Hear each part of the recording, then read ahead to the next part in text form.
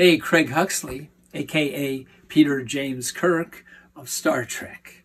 And I want to say greetings and felicitations to my neue Freundin auf Deutschland. This is for the Besatzung auf Raumschiff Eberswalde. And if I get it right, your headquarters are in Brandenburg, which of course brings to mind Johann Sebastian Bach.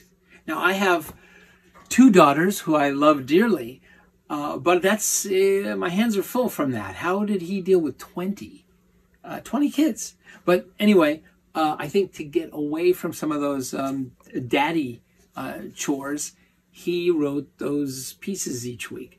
I have for you a piece of the 18-foot long blaster beam.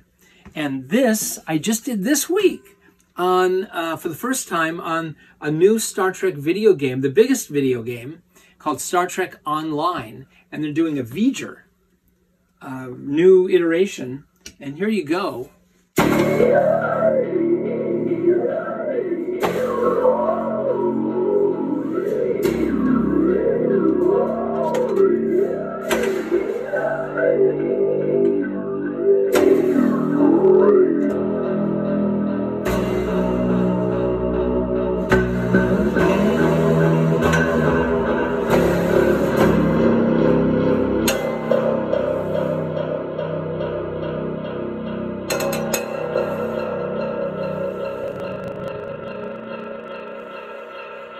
Yeah, I'm so glad you're celebrating Star Trek. I love the philosophy. I love that it's got a optimistic bent on doing good things with humans that we could apply to outer space and our friends that we're going to meet as we venture out. So all the best, and thank you so much. Oh, you'd like a story about something that means a lot to me in Trek. The one I thought of was when I played Blaster Beam on December 1979. I was in my early 20s. I played on the TMP, Star Trek the Motion Picture, the very first one. And I had the most sessions of all the 6,000 sessions I did as a player. This was the most for any one movie. It was 22 all-day sessions, which was insane. But the great Jerry Goldsmith wrote a masterpiece score, and it's just now on Paramount Plus, and it is been remixed to feature the beam even more. And if you somehow have Atmos set up with a sound bar, you can hear amazing job that was done to bring the beam out into, strangely enough, not just the subs where some of the tones are, but into the overheads and the surrounds. And so this massive sound comes in and can do great battle with the symphony orchestra. There was 101 pieces.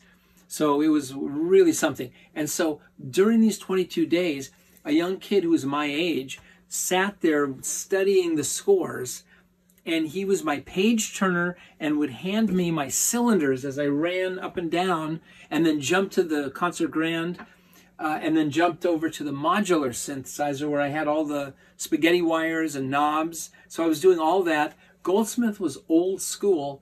He insisted on doing it all live, even like 7-minute cues done live, which is crazy because he's trying to catch streamers as these lines that go across the screen to tell you some cut is coming or some event is happening. And he's doing it not to a click. And you've got all those people. And after all that rehearsing, of course, the French horns are, you know, getting, their embouchure is getting exhausted. I don't know. I was like losing weight. I was so skinny back in those days. And I'm running around playing all these instruments. I had a microtonal clavichord, which is something that Bach played. And so we're coming back to that. And I built many microtonal instruments, which had 19 tones per octave, 31 tones per octave, equal tempered, 53 tones per octave, so you'd have the sharps, the pluses, the minuses in between the sharps and the flats. And sharps and flats were different. And they were all based on the harmonic series, and then some scales were the subharmonic series, like in South America and Indonesia. So I was doing all that for Star Trek TMP, and my page turner, cylinder hander, was Jamie Horner, who went on to do Star Trek 2 and 3, Wrath of Khan, Search for Spock. And again, we did it with the blaster beam. And but he wasn't turning my pages at that point. He's writing it and conducting it. And then, of course, we did Titanic together. And even done, some of it was done at my studio, the Enterprise. Hey, there's a connection, Enterprise Studios. And then, of course, he went on to Avatar. But Raumschiff Eberswalde, it's a great name. And Benjamin, I want to thank you so much. Craig Huxley, signing off. Gemütlichkeit.